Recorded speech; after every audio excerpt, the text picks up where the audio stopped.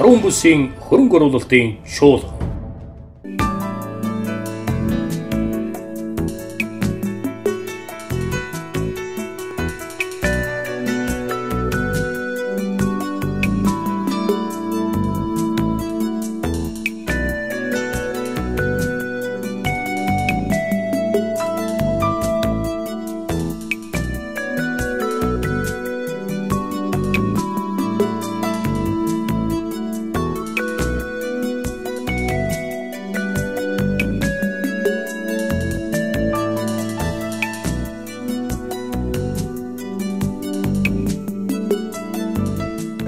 Шулууны үйлдвэр ямар нэг цэндвш оттон ямар нэг барилгын материалын үйлдвэрлэлийг хөгжүүлэх, тэгээд зурмын үйлдвэр байгуулах, элс хэргийн үйлдвэр байгуулах тийм ажлуудыг бол өнгөрсөн хугацаанд бид хийж өгсөн болно.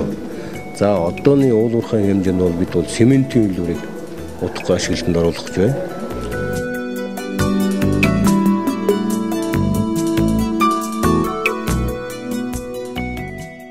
Энэ нэг их найд гэсэн энэ зорилго тавьж уулз цуглаж байгаа их баяртай байна. Тэгээд манай аймагт бол ажил жуулчлал хөгжүүлэх бас боломжтой гэж бид нэг үздэг. Ягаад тэгэхээр энэ отгон тэнгэр гэж монголчуудын шүтж явдаг энэ уулыг түшгэлсэн мөн одоо Монгол Улсын ерөнхийлөгч хоёрчудаа ирсэн Эрдэнэ хархны хар нуур гэж байна. Монгол Улсын ерөнхийлөгчээр болцохтой энэ бол баг хаваа юм байж гэж ярьжсэн байхгүй.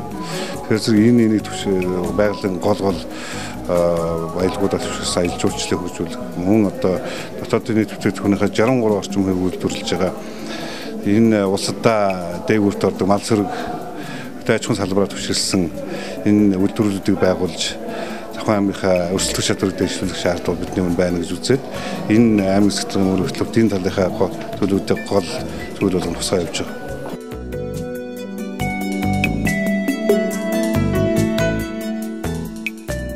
Тухайд Ховд аймгийн одоо нийт газар нутагтаар нийт 950 гаруй км хатуу учиртай зам баригдлаа.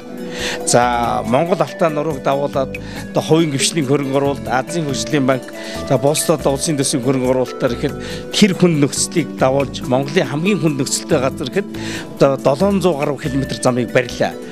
Тэгээд энэ Алтайг нурууг дагуулж ингэж том замууд тавьж байгаагийн цаана бол ерөөсөө энэ зам бол хөгжил дэвшлийг, хөрөнгө оруулалтыг авчрах, өөрөөр хэлбэл энэ замууд баригдсанараа за нэг цаг уртсгаж, газар агшааж, хөгжил дагуулж энэ замууд маань ирж байна. Тэгэхээр энэ замаа дагаад бид нар олон улсын транзит тээвэр, ачаа тээврийн логистикийн мөн одоо зам дагсан бизнес үйлчилгээнүүдийг бий болгох замаар дотоодынхоо үйлдвэрлэл бизнесийг дэмжих хэрэгтэй гэж үзэж байгаа юм.